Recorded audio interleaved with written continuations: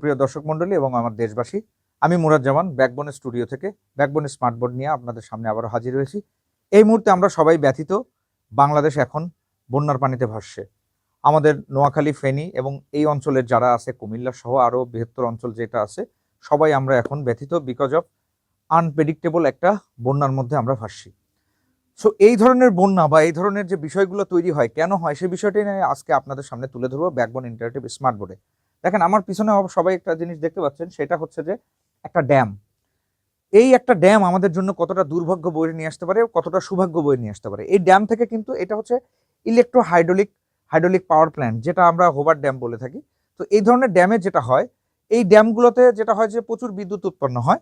এই ড্যামগুলো আমাদের বিভিন্ন দেশের বা ওই ইলেকট্রিক সাপ্লাই দেওয়ার জন্য এটা খুব কাজে দেয়।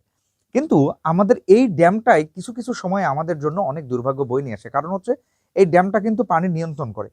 তো যারা নিচু নিচু যে অঞ্চলগুলো থাকে, সেই অঞ্চলগুলোতে আসলে হঠাৎ যে বন্যা, এখন হচ্ছে যে আমরা ইন্ডিয়া থেকে যেটা দেখতে পাচ্ছি, প্রচুর পরিমাণে পানি বাংলাদেশে ঢুকছে। কারণ হচ্ছে তারা আর ওইটা নিয়ন্ত্রণ করতে পারছে না, তারপরে তারা ড্যামগুলো ছেড়ে দিয়েছে, সেটা শত্রুতা করে হোক বা যেভাবেই হোক। তো সেই জায়গা থেকে আমরা যে যে মানে আনপ্রেডিক্টেবল যে বন্যা, মানে আমরা কিন্তু কখনোই এই ধরনের বন্যার পানির সাথে অভ্যস্ত না। তারা হঠাৎ করে কিন্তু সেই পানিটা ছেড়ে দিয়েছে, কারণ গত 40 বছরে সেই পানিটা তারা নিয়ন্ত্রণ করতে পারছে, এখন তারা পারতেছে না। তার কারণে আমাদের বাংলাদেশ কিন্তু এখন বন্যা কবলিত। তো দেখেন, এই যে এটা হচ্ছে ড্যাম। আপনারা সবাই জিনিসটা একটু আমরা যদি বুঝতে চেষ্টা করি, তাহলে হচ্ছে এটা হচ্ছে ড্যাম। এখান থেকে আসলে ইলেকট্রিক পাওয়ার তৈরি হয়। সে কিভাবে তৈরি হয়, যদি আমরা টোটাল একটা জিনিসের বটম ভিউটা দেখি, এখান থেকে পানিগুলো আসে। সো পানিটা যখন পুরোটা একসাথে ছেড়ে দেওয়া হয়, তখন কিন্তু নিম্নবর্তী অঞ্চলগুলো প্লাবিত হয়। তো আসলে এটা স্ট্রাকচারটা কেমন, আমরা যদি এটা 3D স্ট্রাকচারটা দেখি, তাহলে হচ্ছে একটা ড্যাম একটা পাহাড়ের মাঝখানে বা একটা নদীর মাঝখানে এইভাবে একটা বাঁধ দেওয়া থাকে, এইভাবে টারবাইনগুলো থাকে যেখান থেকে বিদ্যুৎ উৎপন্ন হয়। পাশাপাশি আমরা যদি টারবাইনগুলো দেখি, এইগুলো হচ্ছে টারবাইন। এই টারবাইনের মাধ্যমে কিন্তু পানিগুলো মানে পানির প্রেশারটাকে ইউজ করে টারবাইন ঘোরানো হয়, এখান থেকে বিদ্যুৎ উৎপন্ন হয়। এবং প্যাথ অফ ওয়াটার যদি আমরা চিন্তা করি, এইগুলো হচ্ছে আমাদের পানির ফ্লোটাকে এইভাবে নিয়ন্ত্রণ করা হয়। হ্যাঁ, ইলেকট্রিক পাওয়ার প্রোডাকশন আমরা যদি চিন্তা করি, এটা হচ্ছে আমাদের ইলেকট্রিক পাওয়ার প্রোডাকশন। এখান থেকে ইলেকট্রিক পাওয়ার প্রোডাকশন হয়ে দেশের মধ্যে যায়। এইবার আসি হচ্ছে আমাদের যে এই মুহূর্তের যে সবচেয়ে বড় সমস্যা, সেটা হচ্ছে যে আমরা অন্য দেশের বা অন্য একটা বাঁধের তাদের লাভ ক্ষতির ফসল হিসেবে আমরা কিন্তু বন্যা কবলিত এবং আমরা কষ্টভোগ করছি। সেটা কিভাবে একটু দেখে নেন। এই যে পানির যে প্রেশার, এই পাশে কিন্তু পানির প্রেশারটা অনেক বেশি। পানির প্রেশারটা বেশি হওয়ার কারণে যেটা হচ্ছে যে এই ড্যামটাকে বাঁচানোর জন্য তারা কি করছে, পানিটা ছেড়ে দিচ্ছে। এই পাশে কিন্তু পানি নাই, আমরা এইভাবে থাকতে অভ্যস্ত। আমাদের বাড়িঘরগুলো ধরেন, এইভাবে আমরা বিভিন্ন জায়গায় আমাদের বাড়িঘরগুলো এইভাবে অবস্থিত। এখন আমরা তো এইভাবে অভ্যস্ত হয়ে গেছি, কারণ এখানে পানি আসে না। এখন যেটা হঠাৎ করে এখান থেকে তারা ড্যামের পানিটা পুরোটা ফ্লোটাকে একদম ওপেন করে দেওয়ার কারণে যেটা হচ্ছে যে আমাদের এই অংশগুলো কিন্তু প্লাবিত হয়ে গেছে এবং পরিপূর্ণ হয়ে গেছে। এই যে কষ্ট বা এই যে প্রবলেম, এই প্রবলেমটা কিভাবে নিরূপণ করা যায়, সেটা নিয়ে আমি আপনাদের আবার কয়েক সেকেন্ড দেখাবো। আমি যেটা বলছিলাম যে আমরা এই ধরনের প্রবলেম থেকে কিভাবে আমরা নিজেদেরকে কন্ট্রোল করব। দেখেন, আমাদের শহর বা আমাদের গ্রাম বা আমরা যখন ডেভেলপমেন্টের মধ্যে দিয়ে যাই, তখন যদি আমরা এই ধরনের কিছু ব্যবস্থাগুলো অগ্রিম নিয়ে থাকি, ফ্লাড ডিফেন্সিভ সিস্টেমটা যদি আমরা তৈরি করে রাখি, তাইলে কিন্তু আমাদের এই ধরনের ফ্লাড থেকে আমরা বাঁচতে পারবো। পানি উন্নয়ন বোর্ড বা বাঁধ উন্নয়ন বোর্ড বা বাংলাদেশে যারা এই ধরনের বিষয়গুলো দেখছেন, তাদের জন্য আমার এই জাস্ট এইটা বার্তা।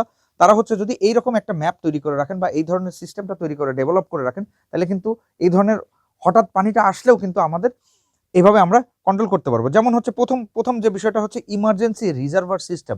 আমাদের বাংলাদেশে ঢাকা শহর থেকে শুরু করে কোনো শহরই এইভাবে পরিকল্পনা মাফিক তৈরি করা হয় না, যেটা হচ্ছে ইমার্জেন্সি রিজার্ভার সিস্টেম। এই রিজার্ভার সিস্টেমটা যদি থাকতো, তাহলে যেটা হইতো যে আমরা পানিটা হঠাৎ করে পানি আসতো, সেটা আমরা রিজার্ভারে রিজার্ভ করতে পারতাম এবং পরবর্তীতে কিন্তু সেই পানিগুলো আমাদের যে কৃষিকাজ বা অন্যান্য ডেভেলপমেন্টে ইউজ করতে পারতাম।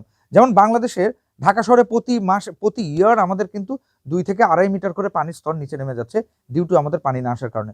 উত্তরবঙ্গে যদি আমাদের অন্য যে ডিস্ট্রিক্টগুলোতে, যেগুলোতে আমরা চিন্তা করি, অন্যান্য বিষয়গুলো আপনারা যদি অনলাইনে ঘাটাঘাটি করেন, অনেক লেন্দি হয়ে যাবে ভিডিওটা, এগুলো আপনারা দেখতে পাবেন। তো আমি জাস্ট এখানে একটা জিনিস দেখছি, জাস্ট কন্ট্রোল রিভার সেকশন। আমাদের এই যে এইরকম আঁকাবাঁকা অনেক নদী আমাদের দেশের মধ্যে দিয়ে আছে, আমরা যদি এইখানগুলোতে কন্ট্রোল করতে পারি, তাহলে কিন্তু আমাদের সেই পানির সিস্টেমটা আমরা তৈরি করতে পারবো। যেটা হচ্ছে আমাদের যে পানি আসার যে জায়গাগুলো, যেমন আমরা অনেক দিন ধরে বলছি যে ফারাক্কার পরে আমরা আরেকটা ফারাক্কা বাদ দিতে পারি কিনা। যদি এই ধরনের বাদ দিতে পারি, তাহলে উঁচু ভূমি বা অন্যান্য দেশ যারা আমাদের উপরে এই ধরনের বিপদগুলো চাপিয়ে দেওয়ার চেষ্টা করে, তারা কিন্তু এইগুলোর পরবর্তীতে পারবে না। সো এই ধরনের প্ল্যানগুলো আমরা কিন্তু করতে পারি। যেমন আমরা পদ্মা সেতু করেছি, আমরা আরেকটা চাইলে ফারাক্কাবাদ করতে পারি, আমরা চাইলে আরেকটা তিস্তা ব্যারেজও করতে পারি। সো এই ধরনের বিষয়গুলো যদি থাকে, আমাদের মোবাইল ফ্লাড মানে জাস্ট ছোটখাটো কিছু যে ফ্লাড ইকুইপমেন্ট সিস্টেম সেগুলো আমরা করতে পারি। হ্যাঁ, এবং আমরা যদি দেখি যে আমাদের আসলে বৃষ্টিপাত বা ফ্লাডগুলো কেন হয়, এর এর অনেকগুলো কারণ আছে। 1 নম্বর পয়েন্ট হচ্ছে আমাদের দেশ কিন্তু নিচু অঞ্চল এবং বৃষ্টি প্লাবিত অঞ্চল। হঠাৎ করেই কিন্তু আমাদের বৃষ্টি, আপনি যদি এখন ঢাকা শহর বা অন্যান্য এলাকায় যদি দেখেন প্রচুর বৃষ্টিপাত হচ্ছে, এই বৃষ্টিপাতের মানে একদিক থেকে তো অন্য দেশ থেকে পানি আসছে, প্লাস আবার বৃষ্টিপাত হচ্ছে, যার কারণে কিন্তু আমাদের মরার উপরে খাড়ার দশা যেটা বলে সেটা কিন্তু হচ্ছে, যার দরুন কিন্তু আমাদের এই ধরনের প্রবলেমগুলো হচ্ছে, যে ডিফরেস্টেশন বা স্নোমেন্ট আমাদের এইগুলো আসতেছে উচ্চ জায়গা থেকে, এই বিষয়গুলো থাকে।